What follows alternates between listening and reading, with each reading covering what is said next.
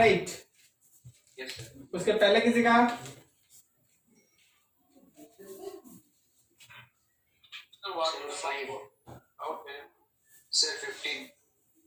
Question number 5 और 15 7 9 और आगे 16 के पहले किसी का नहीं। चलो ठीक है। 15 बोले थे कोई, हाँ 5 हो गया। 16 भी बोले कोई, और कुछ 9 तो चेक कर लिया ना, हाँ 9 है। आगे 20 तक जाओ, 20 तक में कहीं और कुछ। चलो ठीक है, इतना करते फिर 20 के बाद आगे देखेंगे। या चलो ना 24 तक बता दो, 24 तक और कुछ किसी का।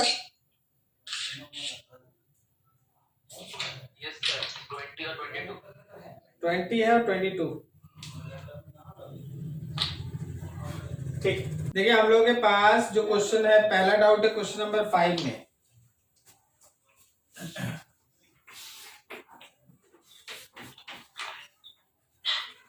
आइसोमेरिज्म लिखा है, which of the following is not an isomer of but one yne. But one आइन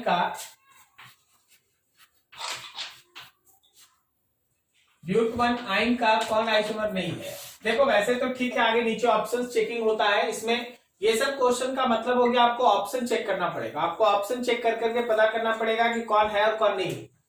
वैसे आपको कोई बता सकता है क्या कि इसका डबल बॉन्ड इक्विवेलेंस कितना है? 2 है। तो 2 डबल बॉन्ड का मतलब ही आपको याद होगा, 2 को साइकिल हो सकता है, एक डबल बॉन्ड एक साइकिल हो सकता है, या 2 डबल बॉन्ड हो सकता है। सही है ना? हाँ, आइए एक ट्रिपल बॉन्ड तो आप देख ही रहे हैं कि ट्रिपल बॉन्ड है। अब देखो जैसे एक एक ऑप्शन, फर्स्ट में है मेरे पास ब्यूट 2 आइन। पहला ऑप्शन है ब्यूट 2 आइन, क्या बोलता है ये इसका आइसोमर है या नहीं? यस। सेकेंड हम लोगों के पास ब्यूटा 1,3 डाइइन, ब्यूटा 1,3 डाइइन, क्या ये वाला ना, 2 का डबल बॉन्ड। सी में देखो मिथाइल साइक्लोप्रोपीन, ये रहा मिथाइल। Yes sir. ठीक है, तो देखो एक डबल बॉन्ड एक साइकिल, एक डबल बॉन्ड एक साइकिल, ये भी होगा। डी देखो ब्यूट 2 इन, हाँ ब्यूट 2 इन, क्या बोलता है ये इसका आइसोमर हो सकता है?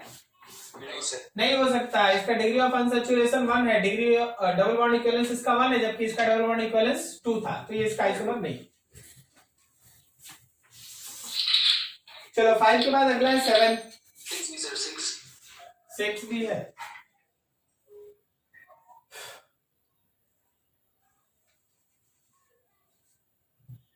सिक्स में लिखा है the compound R bond NO2 and RONOR, R bond N double bond O bond O, ये है, और एक है R bond ONO। These are the example of functional isomers। ये तो फंक्शनल आइसोमर है ना? Yes sir. ये फंक्शनल आइसोमर है भाई।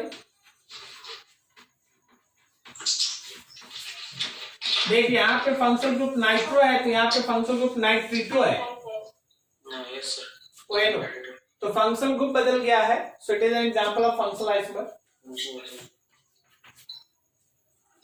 7 है which of the following compound will shows metamerism. Metamerism में कौन शो करेगा वो बताना है। सब ये ऑप्शन चेकिंग है।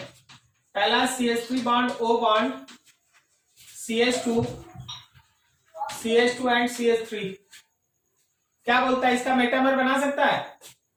Yes sir. बिल्कुल, इसका दूसरा बना सकते हैं हम लोग, CH3 CH2 बना सकते हैं, O CH2 CH3 बना सकते हैं। चलो सही।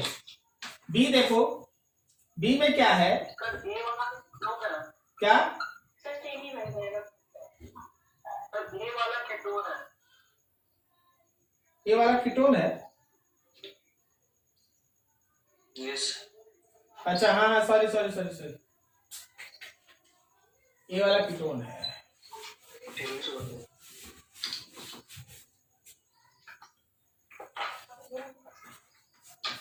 CH3 bond, C double bond O bond, CH2 bond,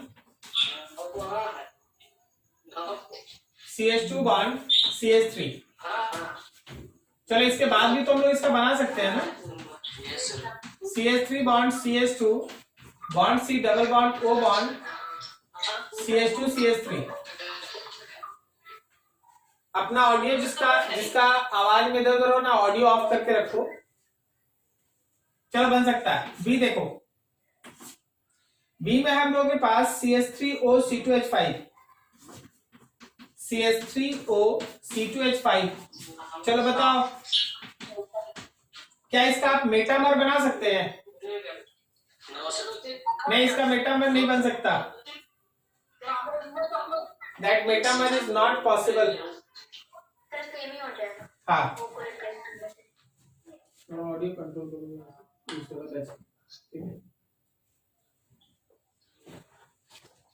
चलो ठीक है, रखा गया। बी, अभी देखो आप इसके बाद आगे जाइए, सी में देखिए। सी में हम लोग के पास CH3 है और जहां O था वहां सल्फर है, तो सल्फर भी सेम तरीके से काम करता है। इसका भी आप है ना मेटामर नहीं बना सकते। उसके बाद फिर देखो अगला D है, इसमें भी नहीं बन सकता, इसमें भी है CH3O CH3। तो केवल ये एक ऐसा कंपाउंड हुआ जिसमें आप मेटामर बना सकते हैं, ठीक है। ये था 7 आपका। नेक्स्ट है आपके पास 9। अच्छा, मेटामर में होता क्या भाई? डाइवैलेंट फंक्शनल ग्रुप के दोनों साइड में कार्बन का नंबर चेंज होता है। बिल्कुल सही। डाइवैलेंट फंक्शनल ग्रुप के दोनों तरफ में कार्बन का नंबर बदल जाता है, यहाँ है, बाकी और कहीं हो ही नहीं सकता। 9, the molecular formula of a structural compound is C2H4Cl2. The formula permits the existence of two C2H4Cl2। C2H4Cl2, क्या इसके अंदर कोई बता सकता है डबल बॉन्ड इक्विवेलेंस कितना है?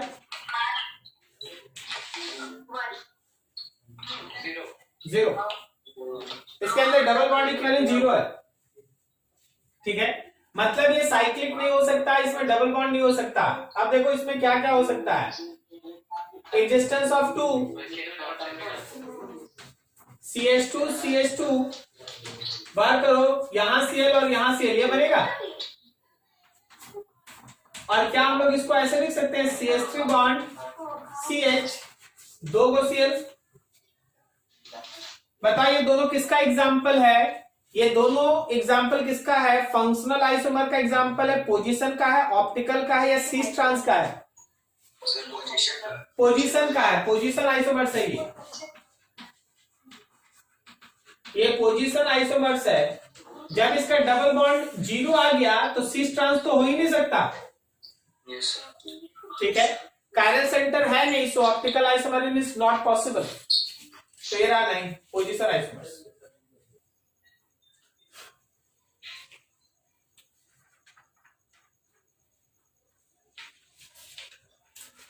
ट्वेल्व में लिखा है C7H8O shows how many isomer? C7H8O, सबसे पहले निकालो डबल बॉन्ड इक्विवेलेंस। क्या आपको फॉर्मूला याद है? Summation of n v minus 2, यही ना? तो कितना आया 4। अच्छा, हम आपको पढ़ाते समय सिखाए थे कि अगर डबल बॉन्ड 4 है तो एक तरीका याद रखना कि इसमें बेंजीन होने का चांस बहुत है। तो बेंजीनिंग इसमें होगा, ओके। अब देखो हम लोग बेंजीनिंग बना लेते हैं। ये हो गया 4। अब देख, एक कार्बन बचा है और 3 हाइड्रोजन बचा है और 1 ऑक्सीजन। तो हम इसका CH3OH भी लिख सकते हैं, CH2OH, सही है। केवल यही नहीं लिख सकते, अगर हम चाहेंगे तो हम ये भी लिख सकते हैं CH3OH। अगर हम चाहेंगे तो क्या हम लोग इसका ऐसे लिख सकते हैं, OH को यहीं छोड़ दो, CH3 को यहां ले आओ। हम लोग अगर चाहेंगे तो इसका ये भी बना सकते हैं, OH यहां और CH3 यहां। और क्या हम लोग इसका ये ड्रॉ कर सकते हैं ऐसा,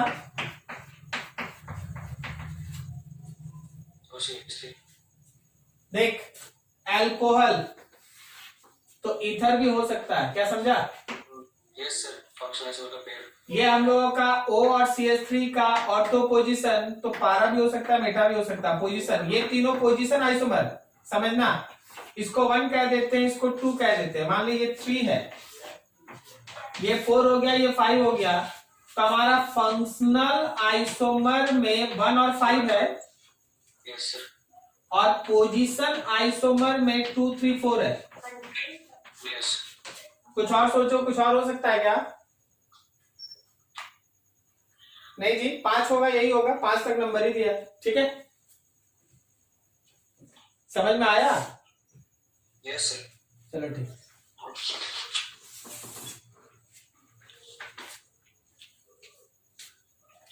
आगे हम लोगों के पास 15 नंबर 15 है but 1 ene and cyclobutane exhibit CH2 double bond CH bond CH2 bond CH3, this is but 1 ene and cyclobutene. ये दोनों क्या है? तो ऑप्शंस में है ring chain isomer, position, tautomerism और functional isomerism. They are the best example of ring chain, ठीक है ना। साइक्लोब्यूटेन है ना, yes sir. Cyclobutane ring chain isomer. Ring chain isomerism. वैसे ध्यान रखना कि आप अगर चाहेंगे तो इसको फंक्शनल आइसोमर्स भी कह सकते हैं, क्योंकि ग्रुप बदल गया जी, ऊपर फंक्शनल फंक्शन की तरह डबल बॉन्ड काम करा, तो यहाँ साइक्लिक चेन काम कर रहा है, यहाँ डबल बॉन्ड नहीं है, ठीक है। तो फंक्शनल आइसोमर भी हो सकता है, बट मोस्ट अप्रोप्रिएट अगर रिंग चेन नहीं होता तो फंक्शनल आइसोमर को ठीक करते हैं, लेकिन अगर रिंग चेन है और एक ही आंसर है तो याद रखना रिंग चेन ही प्रेफर होगा, क्योंकि वो सीधा सीधा दिख रहा है। क्लियर है? चलो अगला 16 भी है किसी का। सर 16। हाँ, the type of isomerism found in urea molecule is, urea molecule formula बोलो। NH2 NH2 C double bond O NH2. You can show that it is a tautomer. Yes sir. NH2 bond C थोड़ा यहां देख ले, H लिख देते हैं, H लिख देते हैं, ठीक है। ये ऑक्सीजन का इलेक्ट्रॉन यहां और ये हाइड्रोजन यहां से यहां, तो यहां हो गया OH, यहां हो गया double bond NH, so it is an example of tautomerism. Yes sir. ये टॉटोमेरिज्म। 17 भी बोले कोई? Yes, sir. 17 वाला आपको थ्योरेटिकली पढ़ाया गया था कि चेन आइसोमर और पोजीशन आइसोमर एक साथ नहीं हो सकता, याद है आपको? सर। आप जब थ्योरी पढ़े थे उस समय आपको बताया गया था, देखिएगा जरा ध्यान से, हम आपको दिखा रहे हैं। आंसर में दूसरा दिया है। Yes, sir. Function and position.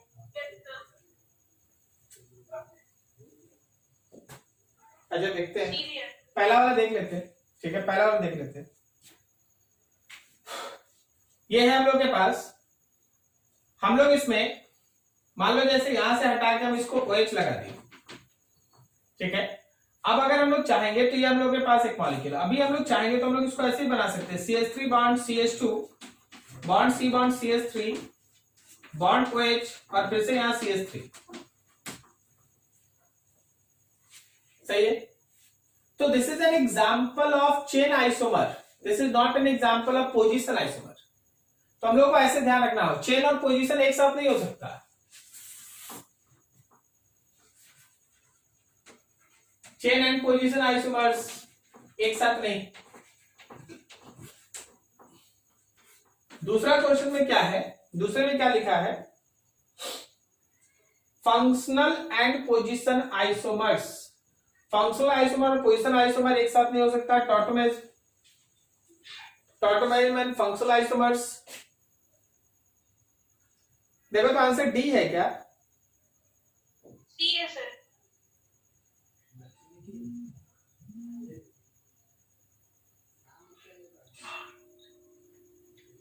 लेकिन यहां लग रहा है कि तीनों मतलब पॉसिबल नहीं है। यस सर, तीनों पॉसिबल। तीनों पॉसिबल नहीं है क्योंकि फंक्शनल को भी आप पोजीशन से नहीं मिला सकते। फिर चलिए ये पहला वाला तो देख लिया ना, अब दूसरा देखिए। मान लीजिए हम एक एग्जांपल रखते हैं, CH3 bond CH2 bond CH2 bond CH3। आप यहां पे लगा दीजिए OH, तो यहाँ पे मेन फंक्शनल ग्रुप OH है। अब आप इसी को चाहेंगे तो CH3 bond O bond CH2 CH2 CH3 भी लिख सकते हैं। अभी देखिए ईथर है, तो आप ये दोनों एक साथ पॉसिबल कर ही नहीं सकते हैं। दोनों एक साथ आप पॉसिबल नहीं कर सकते जिसमें आपका फंक्शनल ग्रुप और पोजीशन दोनों एक साथ हो। ठीक है, तो वहां लग रहा है डी ऑप्शन होगा, क्योंकि टॉटोमेरिज में भी तो यही होता है। देखिए यहीं पे है टॉटोमेरिज, यहाँ का मेन फंक्शनल ग्रुप कौन है? कीटोन। लेकिन अगले केस में ये अलग है, इनोल हो गया। तो हम लोग के पास यहाँ पे टॉटोमेरिज्म और फंक्शनल आइसोमर एक साथ पॉसिबल नहीं हो सकता। ठीक है, आई होप सो डी होगा। ठीक है, आप देख लीजिए क्या बोले जी। 18 यस सर। इसमें टॉटोमेरिज्म एग्जिबिट नहीं होगा।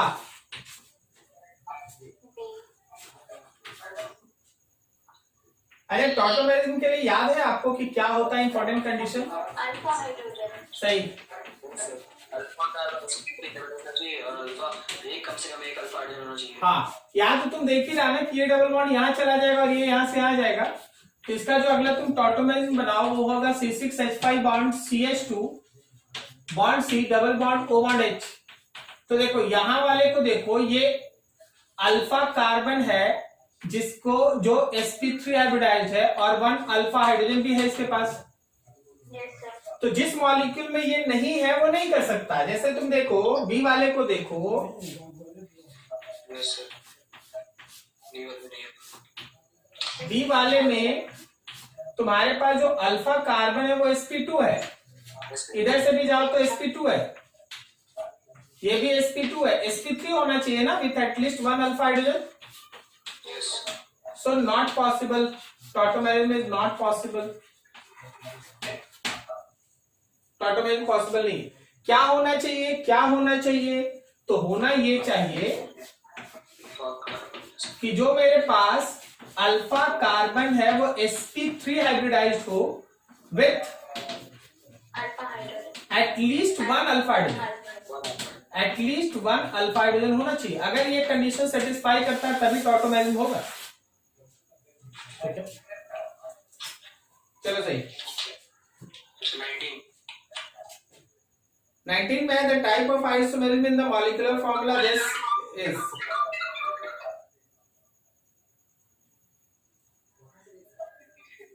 बोलो जी कौन सा आइसोमेरिज्म है? ये तो सर ऑटोमेटिक। हाँ हाँ बोलो।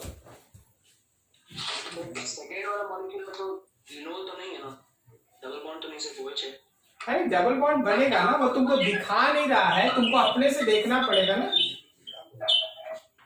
Double bond C OH। हाँ वहां पे आपको खुद से देखना पड़ेगा, वो दिखा नहीं रहा आपको। देखिए ऐसा है। अब दूसरे मॉलिक्यूल को जरा देखिए, CH3 है, CH है, फिर उसके बाद आगे C है, उसके साथ OH लिखा हुआ है, अच्छा यस सर। फिर उसके बाद CH2 और CH3 है। तो यहां पे जरा गौर कर, इसका तो 4 बॉन्ड कंप्लीट करेगा ना। तो CH3 bond CH double bond C ये OH और फिर CH2 बॉन्ड CH3। ठीक है, यस। आगे डबल बॉन्ड। तो ये दोनों आपस में टॉटोमेरिज्म का पेयर। 20 जी लिखा which of the following nitro alkane will not show tautomerism. फिर से वही बात है कि बगल वाले कार्बन पे अल्फा हाइड्रोजन होना चाहिए। Yes, sir. हाँ, तो डी वाला हो गया ना। Yes, sir. चलो नाइट्रो में भी तुम देख लो कैसे टॉटोमेरिज्म हो रहा है। चलो एक बार देख लो। CH3 bond CH2 bond CH2 bond CH के साथ एक H bond N double bond O और फिर ये O। ठीक है, देख इसको ऐसे कर ले, इस H को ऊपर बना देते हैं। हुआ क्या, ऑक्सीजन का पेयर ऑफ इलेक्ट्रॉन यहाँ आया और हाइड्रोजन यहाँ से यहाँ चला गया। तो जो इसका अगला मॉलिक्यूल है टॉटोमेरिज्म का वो बन गया ऐसा CH3 bond CH2 CH2 CH double bond N OH और ये नाइट्रो का टॉटोमेरिज्म है। नाइट्रो ग्रुप का टॉटोमेरिज्म देखो आज क्या क्या सीख रहा है। Nitro group can also show tautomerism, urea can also show tautomerism. समझ में आ रहा है? Yes. ठीक है, तो ये सब चीज जिसमें भी इस अल्फा कार्बन के पास हाइड्रोजन नहीं होगा वो नहीं शो करेगा। तो ये आपका ये ऑप्शन था। अगर आप ध्यान से देखिएगा डी ऑप्शन को आपको आंसर दिखेगा। सी के साथ N डबल बॉन्ड O है, लेकिन इसके साथ 3 ग्रुप जो है वो CH3 का है, मतलब इसके पास नो अल्फा हाइड्रोजन, कोई अल्फा हाइड्रोजन नहीं है। So does not show tautomerism.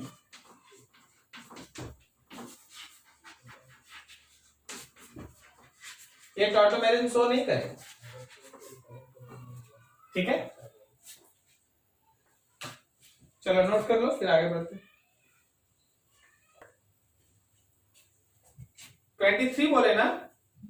Yes, sir. लिखा है enol form is more stable in. किस केस में इनोल फॉर्म ज्यादा स्टेबल होगा तुमको ये बताना है। देखो जिस केस में भी नंबर ऑफ अल्फा हाइड्रोजन ज्यादा होता है उसमें इनोल फॉर्म ज्यादा होता है। अगर कहीं नंबर ऑफ अल्फा हाइड्रोजन के साथ साथ कोई इंट्रामॉलिक्यूलर H बॉन्ड बने या फिर है ना 6 मेंबर का रिंग बने तो याद रखना इनोलिक कंटेंट बढ़ता है। याद होगा आपको, Ketonic बढ़ जाएंगे sir. इनोलिक बनेगा, इनोलिक कीटोनिक नहीं, इनोलिक बढ़ जाएगा। अच्छा ये वाला. तो 23 देखो इनोल फॉर्म हमको देखना है। इनोल फॉर्म के लिए क्या क्या तरीका सुनो। इनोल कंटेंट इंक्रीजेस इफ सबसे पहला number of alpha hydrogen increases. अगर नंबर ऑफ अल्फा हाइड्रोजन बढ़ेगा तब है। दूसरा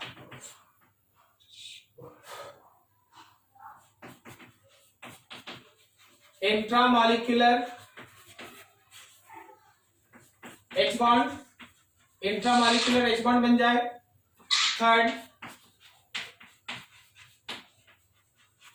6 मेंबर रिंग इंक्रीज करे। ये सब हम लोग पढ़े हैं जो इनोलिक कंटेंट को ज्यादा स्टेबिलिटी देता है कंपैरिजन टू कीटोनिक फॉर्म। अब देखो मेरे पास पहला ऑप्शन, दूसरा ऑप्शन, तीसरा और चौथा, हमसे बोला गया इन चारों में सबसे ज्यादा स्टेबल कौन है। तो क्या हम लोग थर्ड एक बार में ड्रॉ करें जी? थर्ड समझ रहे आप? Yes, sir. सी वाला देखते हैं क्योंकि उसमें देखने ही से लग रहा है अल्फा हाइड्रोजन ज्यादा है। CH3 bond C double bond O bond CH2 bond C double bond O bond O bond C2H5 ऐसा है। तो जरा गौर करो, ये तो इसका कीटोनिक फॉर्म है। चलो इसका इनोलिक फॉर्म ड्रॉ करते हैं। यहां से इसको नीचे भेजते हैं और एक हाइड्रोजन यहां भेज देते हैं। तो जो मेरे पास ड्रॉ होगा वो होगा CH3 बॉन्ड C O के साथ H double bond CH bond C double bond O bond O के साथ C2H5। अब जरा गौर करो, यहाँ का जो H है उस O के साथ बॉन्ड बना सकता है। It is a 1 2 3 4 5 6 member ring भी है। So this have all the possibility. सबसे ज्यादा नंबर ऑफ अल्फा हाइड्रोजन है, इंट्रामॉलिक्यूलर H बॉन्ड बन रहा है, 6 मेंबर का रिंग भी बन रहा है। So all are highly stable. Enolic form is more stable. Enolic form is more stable. Enolic form ज्यादा स्टेबल होगा। समझ में आया क्या? अगला इसके बाद 24 में ketonic form is more stable. Reverse कर लो, ठीक है। इनोलिक फॉर्म से ज्यादा स्टेबल कीटोनिक फॉर्म रखना चाहिए, तो उल्टा कर लो जिसमें नंबर ऑफ अल्फा हाइड्रोजन कम हो, इंट्रामॉलिक्यूलर। चलो ये था हम लोगों का फर्स्ट पार्ट 24 क्वेश्चन। नेक्स्ट आप सेलेक्ट करें जी 25 से आगे। चलिए बोलिए। सर 28 28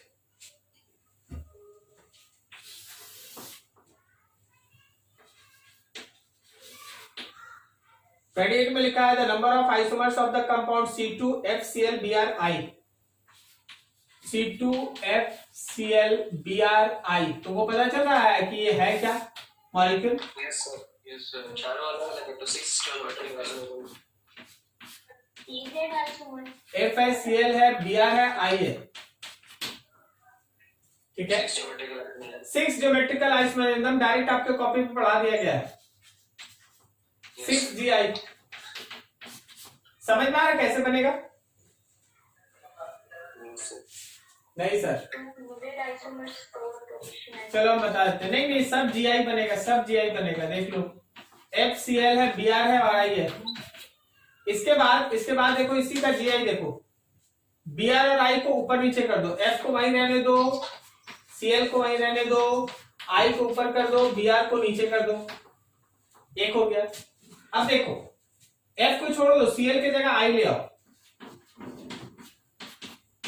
F और I एक जगह Cl एक जगह Br। फिर अगला इसका पेयर F और I को वैसे ही छोड़ दीजिए, Br और Cl को उल्टा कर लीजिए। तो देख, एक बार F के साथ Cl हो गया, एक बार F के साथ I हो गया, अब F के साथ Br, C double bond C, F के साथ Br और यहाँ I और Cl। एक बार पोजीशन बदल दो, F है, C है, Br है, डबल बॉन्ड, ऊपर में Cl और नीचे में I। ये इसका 6 आइसोमर। ठीक है, सब GI, सब GI। EZ कॉन्फ़िगरेशन है, EZ। आपको EZ समझ में आता है? यस सर प्रायोरिटी बताओ, F और Cl में किसका ज्यादा? Cl का ज्यादा, F का कम। यहाँ बोलो Br और I में I ज्यादा, Br कम। तो देखो 2 to एक साइड, क्या ये E फॉर्म है कि Z फॉर्म है? Z फॉर्म है। अब देखो, यहाँ देखो, ये 2 हो गया, ये 1 हो गया, यहाँ ये 1 हो गया, ये 2 हो गया। देख रहा, उल्टा आ गया, तो ये E फॉर्म हो गया। इसी तरह हर बार निकालिएगा ना तो कोई Z होगा, कोई E होगा, कोई Z होगा, कोई E होगा। क्लियर? नोट कर लो, आगे बढ़ते।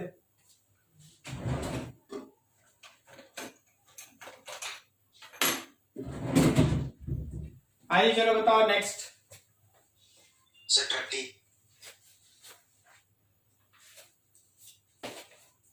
30 में लिखा है this the double bonds are.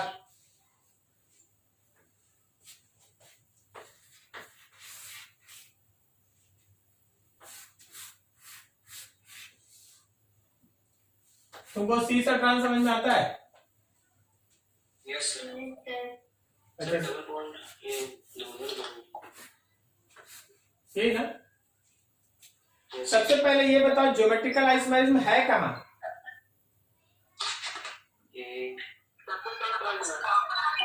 Second वाले में कहाँ कहाँ GI पॉसिबल है, बोलो देख के। सेकंड में हाँ, क्या A में GI पॉसिबल है? नो सर क्यों नहीं? यहाँ 2 हाइड्रोजन है। ठीक है, क्या B में GI पॉसिबल है? हाँ बिल्कुल है, एक ग्रुप है और एक हाइड्रोजन है इधर, और फिर यहाँ पे एक इधर हाइड्रोजन। बताओ यहाँ GI पॉसिबल है? फिर से यहाँ 2 हाइड्रोजन है। तो देखो, नीचे जो ऑप्शंस है वो एक्चुअली गलत है। कारण क्या है ना कि वो कैसे देना था क्वेश्चन, जो दे दिया हम उसके ऊपर बना रहे हैं। तो केवल यहाँ पे आपके पास GI पॉसिबल है और ये सी है कि ट्रांस है, लेकिन तुम ऑप्शन देखो 2 का दिया है, 2 दिया ना। एक्चुअली ये मॉलिक्यूल उस क्वेश्चन के लिए कैसा होना चाहिए, यहां होना चाहिए और यहां होना चाहिए, समझे? तब आप बता पाएंगे कि इस साइड पे देखिए हाइड्रोजन इधर और इधर है, तो ये ट्रांस है। और इस साइड पे देखिए दोनों हाइड्रोजन एक साइड है, तो ये सीस है। ऐसा होना चाहिए, गलती से वैसा बन गया है, ठीक है। चलो अगला बोलो। 35 Racemic modification can be resolved by use of enzyme, fractional crystallization, fractional distillation, none of them. Enzyme का यूज हो सकता है, ठीक है। रेसमिक मिक्सचर्स याद रखना, रेसमिक मिक्सचर्स जो होता है वो एक्चुअली ऑप्टिकल आइसोमेरिज्म का एक ऐसा सेक्शन है जहां हर तरह से प्रॉपर्टी आइडेंटिकल होता है। उनका बॉइलिंग पॉइंट, उसका मेल्टिंग पॉइंट, ये सब लगभग सेम होता है, क्योंकि उनका स्ट्रक्चर में तो किसी भी तरह का डिफरेंस होता ही नहीं। बस they can only differ in the ability to rotate the plane polarized light. So उनका फ्रैक्शनल डिस्टिलेशन करके या फिर और क्या क्या मेथड लिखा है ना, क्रिस्टलाइजेशन करके आप उनको अलग नहीं कर पाएंगे। उसमें क्या होता है, एंजाइम्स का वर्किंग, एंजाइम के थ्रू अगर आप चाहेंगे तो उसको एक दूसरे से अलग कर पाते हैं, एंजाइम्स का वर्किंग, ठीक है। अदरवाइज और कोई मेथड इसमें नहीं काम करता। क्लियर है? यस बुक पढ़िए, सब मिल जाएगा आंसर। 38 यस सर 39 38 देखो, 38 देखा। which of the following is a threoform? Erythroform and threoform, there are two words, erythroform and threoform। इराइथ्रो में दोनों ग्रुप्स एक दूसरे के साथ होता है, थ्रियो में अपोजिट होता है, बता रहे, देखिए।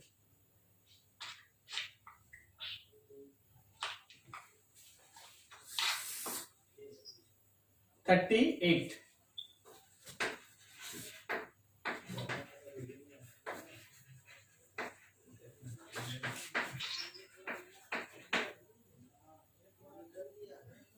इराइथ्रोथ्रियो का कॉन्सेप्ट ये है कि दो chiral centre A B C, ठीक है, बी सी डी, अगर सिमिलर ग्रुप्स एक दूसरे के ऊपर आ गया तो वो इराइथ्रोफॉर्म, जबकि इसी का थ्रियोफॉर्म ये है कि सिमिलर ग्रुप्स एक दूसरे के ऊपर नहीं आना चाहिए। ए बी सी, सी है, यहां पे हो गया सी बी डी, नीचे डी है, दो पैरल सेंटर।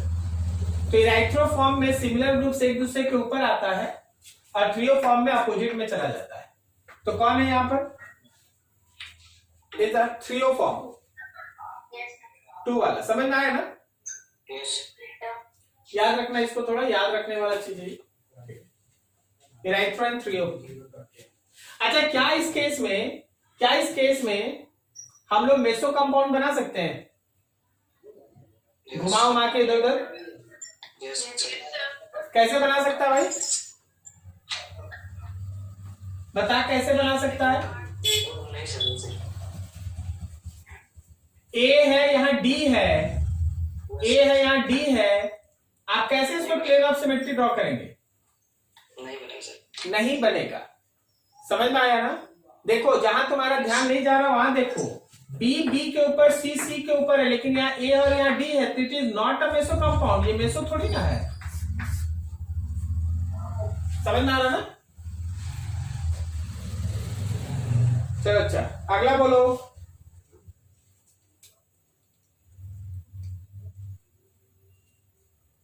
नेक्स्ट,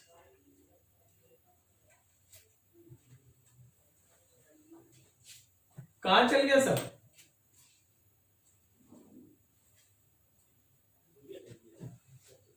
कहा हो गया? सन्नाटा छा गया।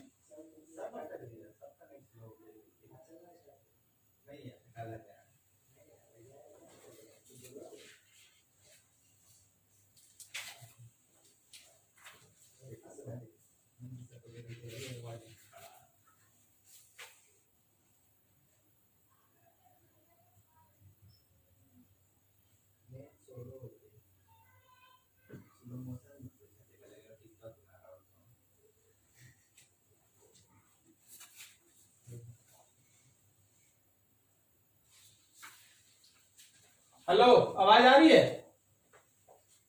यस सर चलो नेक्स्ट बोलो। 39 हाँ, 39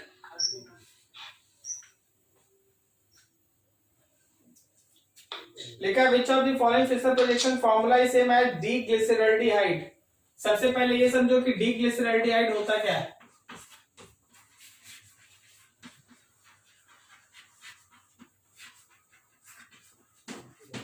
जब तुम लोग बायोमॉलिक्यूल को अच्छा से पढ़ेगा ना, तो OH यहां दिखेगा, CHO ऊपर दिखेगा, H यहां दिखेगा, नीचे दिखेगा तुमको CH2OH।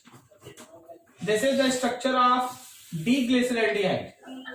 इसमें OH राइट में होना चाहिए, और एक होता है L-ग्लिसरॉल्डिहाइड, इसमें OH लेफ्ट में होना चाहिए। ठीक है, अगला है तुम्हारे पास L-ग्लिसरॉल्डिहाइड। अगर आप ड्रॉ कीजिएगा तो ऊपर CHO होगा, OH लेफ्ट में होगा, H राइट में, और नीचे CH2OH होगा। अब तुमसे पूछा गया है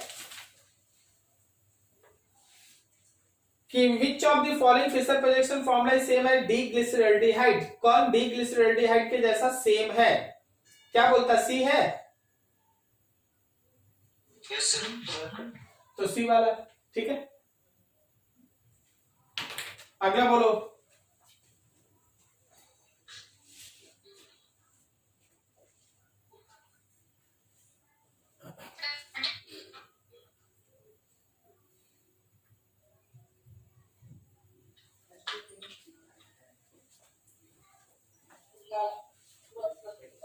कौन सा नेक्स्ट? 42। इसमें हम लोग को नंबर ऑफ कायरल सेंटर बताना 42 में। अच्छा यही देखते हैं ना।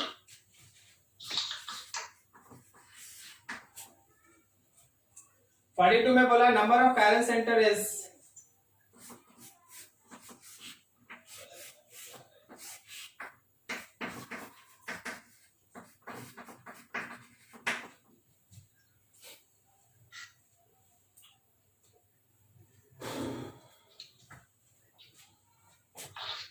इस साइड को देखो, क्या ये कायरल सेंटर की तरह काम करेगा? जरा गौर करना। एक CH3 है, एक H है, एक तरफ ग्रुप अलग है और अगले तरफ का ग्रुप का अरेंजमेंट अलग है। क्या सही है? Yes sir. सिमिलरली ये भी तो उसी तरह है ना, एक H है, एक CH3 है, फिर इधर से देखो एक अलग तरह का अरेंजमेंट है, उधर अलग तरह का अरेंजमेंट है। तो दो तो क्लियर हो गया। सोच के बताओ, क्या ये वाला पॉइंट होगा? नहीं, दोनों तरफ आइडेंटिकल है। ये भी नहीं होगा और इधर तो हो ही नहीं सकता, सब में H2 लगा हुआ है। सो दो कायरल सेंटर,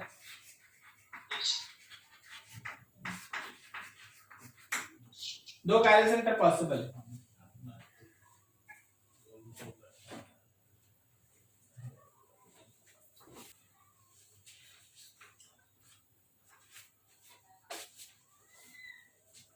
में लिखा है an enantiomerically pure acid is treated with racemic mixture of an alcohol having an chiral carbon. The ester formed will be, ये तुम्हारे थ्योरी सेक्शन का है जी। अगर आप enantiomerically pure acid को ट्रीट करते racemic mixture of alcohol के साथ having a one chiral carbon, the ester formed will be, वो भी है ना हम लोग का ऑप्टिकली एक्टिव होगा मिक्सचर, क्योंकि उस केस में आई होप से पहले आंसर देख लो तो एक बार 45 का क्या है आंसर? ए, ऑप्टिकली एक्टिव ना।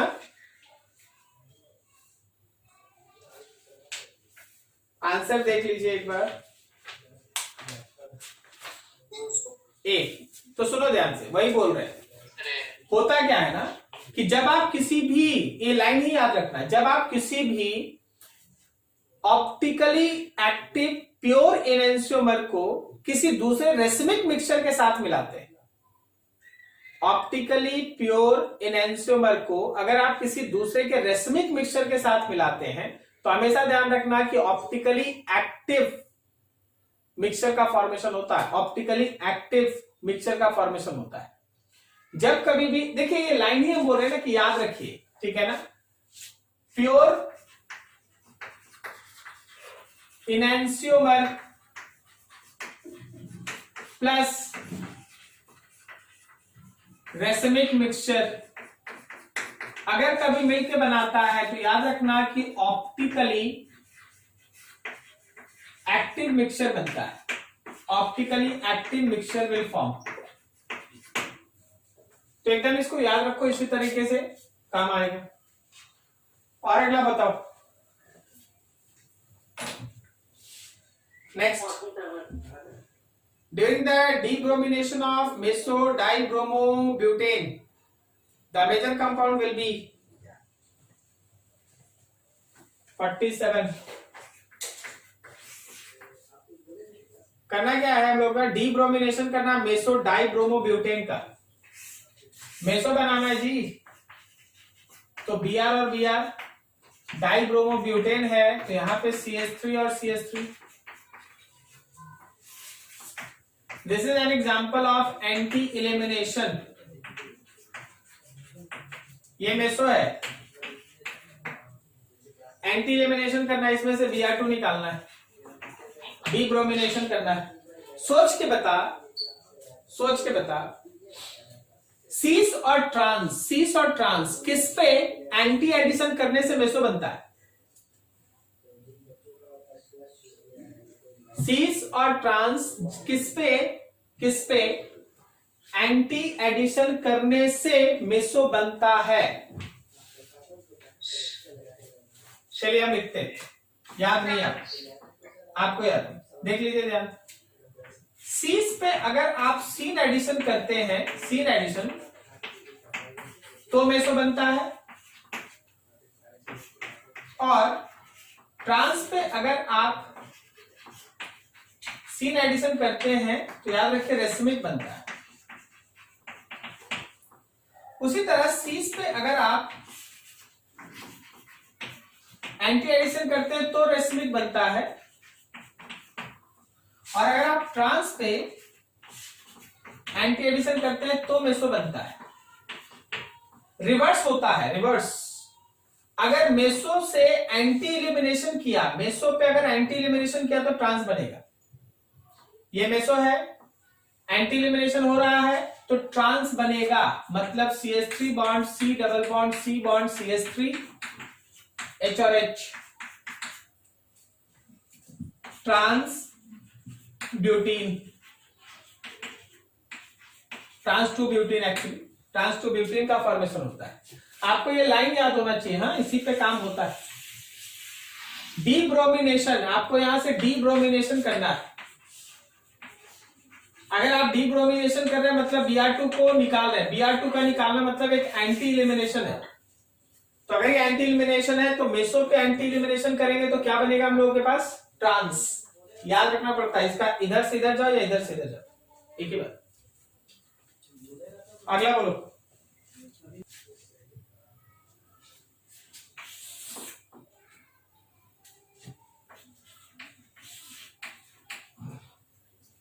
बेटा following is not optically active. चारों ऑप्शन बना के देखना होगा भाई।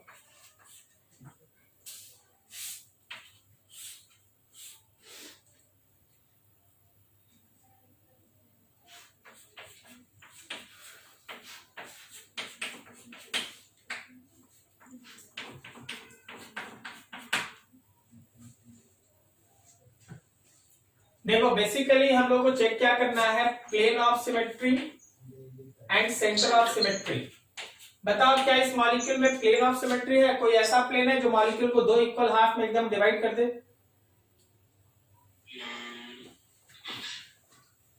क्या उस मॉलिक्यूल में कोई भी ऐसा प्लेन ड्रॉ कर सकते हैं आप जो मॉलिक्यूल को दो इक्वल हाफ में डिवाइड कर दे, एक दूसरे का मिरर इमेज?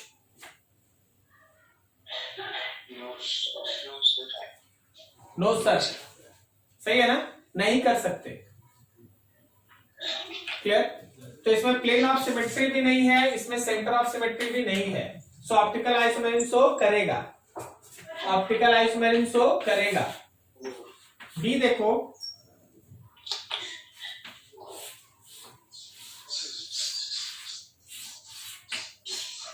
गौर करना, यहां Cl है, H है, फिर यहां Br है और H है, और फिर यहां H और H है।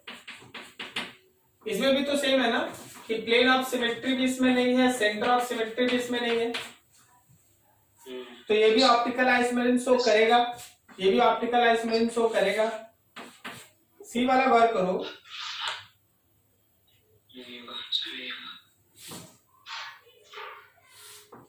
देखिए ऐसा ट्रेपेजियम नहीं है, वो है स्क्वायर जैसा मॉलिक्यूल, बस बनाया गया ऐसे।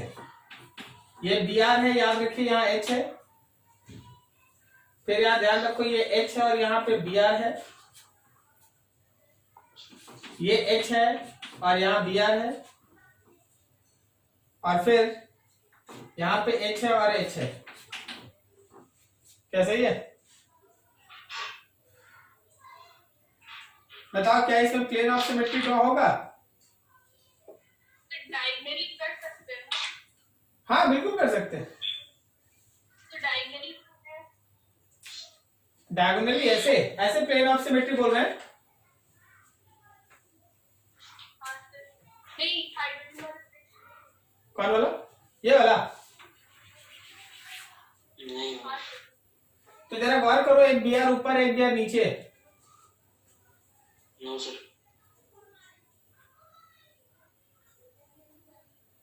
क्या बोलो, इसमें कर सकते हैं ऐसा? नहीं कर सकते हैं। इसमें भी आप प्लेन ऑफ सिमेट्री ड्रॉ नहीं कर सकते हैं, सेंटर ऑफ सिमेट्री भी आप ड्रॉ नहीं कर सकते। देखिए अगर आप यहां से प्लेन ऑफ सिमेट्री बनाने का कोशिश किया, देखिए Br और H आएगा, they are not mirror image. अगर आप यहां से बनाने का कोशिश कीजिएगा तो एक Br ऊपर एक Br नीचे आ जाएगा, again there is no mirror image. Clear है? चलो चौथा देख लेते हैं, ये भी ऑप्टिकल आइसोमर आ गया। चौथा यहां बना ले रहे हैं, यहां बना ले।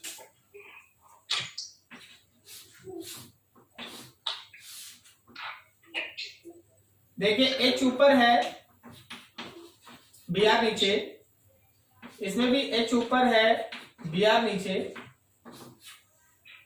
और यहाँ क्या है? Br ऊपर है, H नीचे, और यहाँ क्या है भाई? H ऊपर Br नीचे। देख के बोलो क्या इसमें प्लेन ऑफ सिमेट्री पॉसिबल है? Yes sir. कहां से?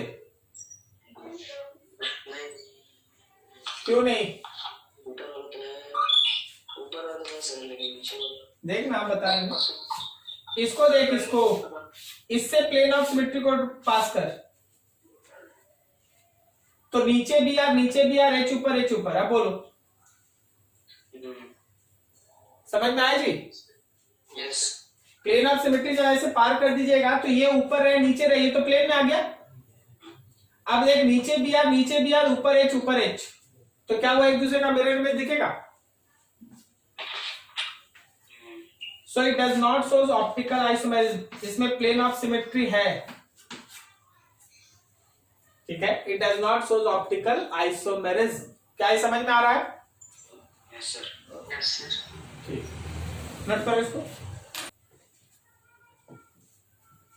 52 function this is attached to a chiral carbon is in the preference order. Preference order तो हम लोग डिसाइड करते थे ना, कैसे करते थे भाई preference order? Atomic mass of atom. हाँ बिल्कुल सही। Preference order is proportional with atomic mass of atom will directly connected with sp2। बिल्कुल सही। Atomic mass of atom directly connected with, अगर मान लो GI पढ़ना है तो sp2 हाइब्रिडाइज्ड, और अगर हम लोगों के पास कायरल सेंटर वाला डिस्कशन है तो कायरल सेंटर, तो आप इसको कह सकते हैं connected with carbon. Chiral carbon ले सकते हैं या डबल बॉन्ड लिख सकते हैं, और डबल बॉन्डेड।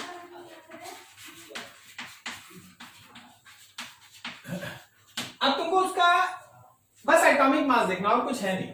मान लीजिए जैसे हम लोगों के पास है OH है, हम लोग के पास COOH है, हम लोग के पास CHO है, और हम लोग के पास OCH3 है। अब बताओ कार्बन और ऑक्सीजन में किसका एटॉमिक मास ज्यादा? ऑक्सीजन। तो ऑक्सीजन वाला होगा। अब ऑक्सीजन टाई हो गया, तो अगला हाइड्रोजन अगला कार्बन है, तो ये 1 हो गया। Okay yes sir. ये 2 हो गया, यही काम खत्म। अब कार्बन क्या हो? कार्बन, इसमें कार्बन के बाद ऑक्सीजन, इसमें कार्बन के बाद हाइड्रोजन है, थर्ड हो गया, तो ये 3rd हो गया और ये 4th हो गया। ठीक है, समझ में आया जिनका क्वेश्चन था? नहीं समझे जी बोलिए, नहीं समझे? समझ गए? अच्छा, bond C double bond O bond O H, फिर bond C double bond O bond H और ओ बॉन्ड CH3। सबसे पहले ये सोचो कि यहां ये किसी के साथ जुड़ा है, तो ऑक्सीजन जुड़ा है, कार्बन जुड़ा है, कार्बन जुड़ा है और ऑक्सीजन जुड़ा है। बाकी सबके बारे में ध्यान मत दो। ऑक्सीजन, कार्बन, कार्बन, ऑक्सीजन, किसका एटॉमिक मास ज्यादा? तो ऑक्सीजन का, तो ऑक्सीजन वाला पहले होगा। लेकिन भाई यहां दोनों जगह ऑक्सीजन है, तो अगले एटम से देखेंगे। अगला एटम यहाँ हाइड्रोजन है और अगला एटम यहाँ कार्बन है, तो ये 1 है, ये 2 है, काम खत्म पहला। पूरे ग्रुप का मोलर मास नहीं देखना है, पूरे ग्रुप का मास नहीं देखना है, आपको केवल वो एटम का मास देखना है जो रिंग से कायरल सेंटर या sp2 ऑर्बिटाइज कार्बन से जुड़ा है। अब जब हम लोग कार्बन कार्बन का देखते हैं तो देख सी डबल बॉन्ड इसमें भी है, इसमें भी है, अगला ऑक्सीजन है, अगला हाइड्रोजन है, इसलिए ये ज्यादा प्रिफर्ड है और ये कम है। ऑर्डर ऐसे डिसाइड करते हैं, ठीक है? जरा देख के बताना, जरा देख के बताना। यहां सी डबल बॉन्ड सी है, 4 group, CH3, CH double bond CH2, यहां पे CHO और यहां पे COOH। बोलो इन दोनों में सीनियर कौन? नीचे वाला 1 है, ऊपर वाला 2 है। इधर सीनियर कौन?